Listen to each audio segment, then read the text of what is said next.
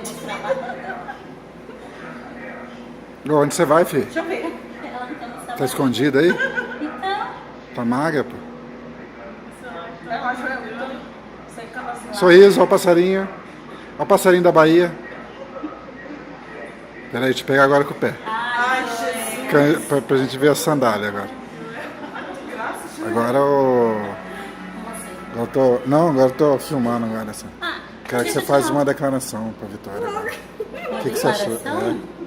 Que ela é uma pessoa fantástica, uma amiga maravilhosa. Do lado dela.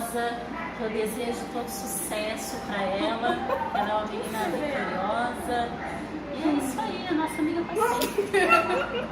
Você, Val, deixa um recado. Não, eu só peço Deixa um recado, Val. Seu recadinho. Fala. Não, vou falar que eu fico sentindo muita falta dela, muita saudade, que ela faz bastante falta aqui pra mim, né? Para todos, né? Dá um abraço. Tá vendo, né? Dá um abraço. Dá um abraço e um beijo, né? Tá valendo. Dá um abraço e um beijo. Você, vai lá, cara. Cara, vai, cara. Você tá gravando mesmo? Tá gravando? Vai lá. Que vergonha. Não tem vergonha. Só Fala, cara. Fala antes que o gordo chega. muito. Tá neguinha. É sério, eu pouco tempo assim, eu sou uma pessoa que tem tudo pra crescer na vida. Obrigada. Não fica assim. O negócio é minha falou. E é mentira que ele não tá. Não é uma deusa. Não é uma deusa, é só uma até breve, até logo.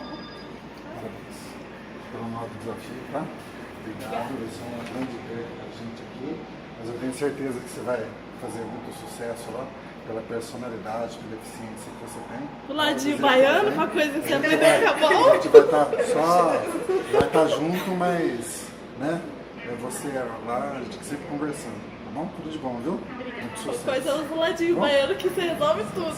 Tudo Que com lindo! você. Agora eu quero que a Vitória faça Exatamente. declarar um discurso. Pode falar. Eu peço obrigado pra todo mundo, pela paciência, pela Serena que sempre me ajudou, a Val nas brincadeiras. E é isso. Ladinho maior. Vou começar a chorar mais ainda. Mostra o presente que você ganhou. Ai, que eu ganhei. Um monte de inveja. Nossa, beijinho no ombro pro Zé Carlos. Tchau pra vocês. Chega, pessoal. Tchau. Beijo no A coração. Célia vai encerrar agora o... Tchau, Vi. Muito sucesso pra você, viu? Tchau, obrigada. Você é top.